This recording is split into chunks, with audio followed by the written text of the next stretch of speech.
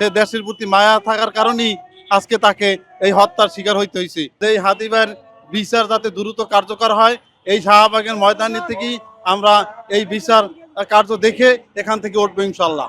1:30 বাজে আসছি, আইসা হাদি ভাইয়ের কবর জিয়ারত করলাম। জিয়ারত করে এখানে মাঠে আসছি আমার নিজের তাগিদে। হাদি ভাইকে খুব ভালোবাসি, কারণ সে এই দেশকে ভালোবাসে, সেজন্য দেশের মায়া মহব্বত আছে, এই জন্য আমাদেরও তার উপরে মায়া মহব্বত আছে।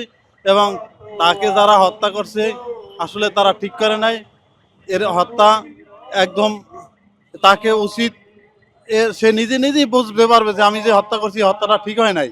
কিন্তু তারপর আমরা বলবো যে তা অতি দ্রুত এই প্রশাসন যাতে তাকে ধরে এনে শাস্তির আওতায় আনে এবং তাকে দ্রুত এই শাহবাগের ময়দানি তাকে আনা ফাঁসিতে জুলাই কার্যকর করা হয় জনতার সম্মুখে।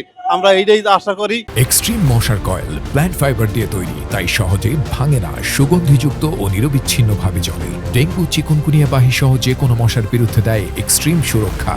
এটাই তার প্রত্যাশা করি। এবং এই ভারত বিরোধী যে হাদি ভাইয়ের যে এই একটা ছিল, এইটাই তার মূলত তার দোষ ছিল, আর কোনো কিছু না। সে দেশের প্রতি মায়া থাকার কারণেই আজকে তাকে এই হত্যার শিকার হইতে হয়েছে। আজ যদি আমি কথা বলতেছি, আমারও কোনো জানের নিরাপত্তা নাই, কারণ আমাকেও সে যে কোনো মুহূর্তে এই প্রশাসন দ্বারা আমরা কোনো পাচ্ছি না। এটা আওয়ামী লীগের দোষরই রয়ে গেছে।